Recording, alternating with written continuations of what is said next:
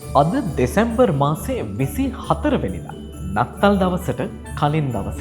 මේ දවස අපි හැම කෙනෙක්ටම හරිම සුවිශේෂී. මොකද අද මධ්‍යම රාත්‍රියේදී තමයි නත්තල උදා වෙන්නේ. හරියට බැලුවොත් තව පැය කිහිපයකින් නත්තල උදා වෙනවා. නත්තල ජේසුස් වහන්සේගේ ඉපදීම ලෝකෙටම ආදරය ගැන කියලා දුන්නු. ඒ වගේම සමාව දීම ගැන කියලා දුන්නු. අනිත් අයට උදව් කිරීම ගැන කියලා දුන්නු. ආදරණීය ශාස්ත්‍රවරයෙක් තමයි ජේසුස් ක්‍රිස්තුන් වහන්සේ කියලා කියන්නේ.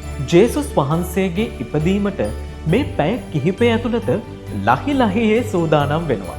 ගොඩක් නිවෙස් මේ වෙනකොට කාර්යබහුලයි. විශේෂයෙන්ම කතෝලික නිවෙස්, කිතුණු නිවෙස් මේ වෙලාවේ නත්තල Tamanගේ ගෙදරට කැඳගෙන එන්නට බොහෝම ආදරෙන් සූදානම් වෙනවා.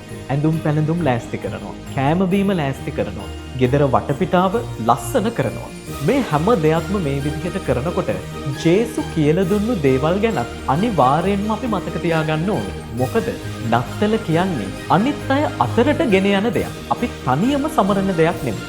මේ මධ්‍යම රාත්‍රියේදී අද දේවස්ථානවල මොකද වෙන්නේ? මේක ගොඩක් අය ගොඩක් ආසාවෙන් බලාපොරොත්තුවෙන් බලාගෙන ඉන්න දෙයක්. අද මධ්‍යම රාත්‍රිය සුවිශේෂී.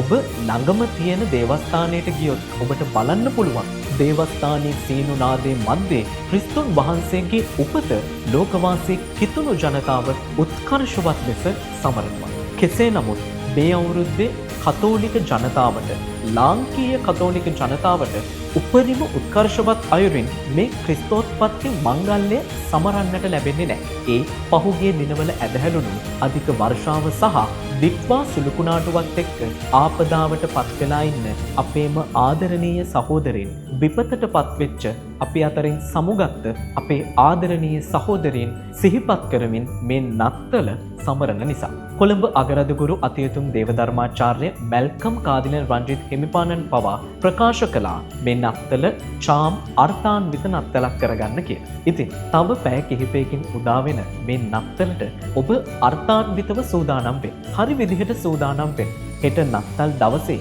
පුළුවන් තරම් නැති බැරි අයට උදව් කරන දවසක් කරගන්න. හෙට විතරක් නෙවෙයි. ජේසු කිව්ව විදිහට හැමදාම ආදරය බෙදන්න. ආදරෙත් එක්ක ජීවත් වෙන්න. ඔබ නත්තලට සූදානම් වෙන්න.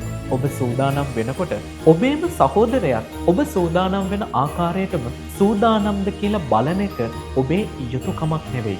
ඔබේ වගකීම.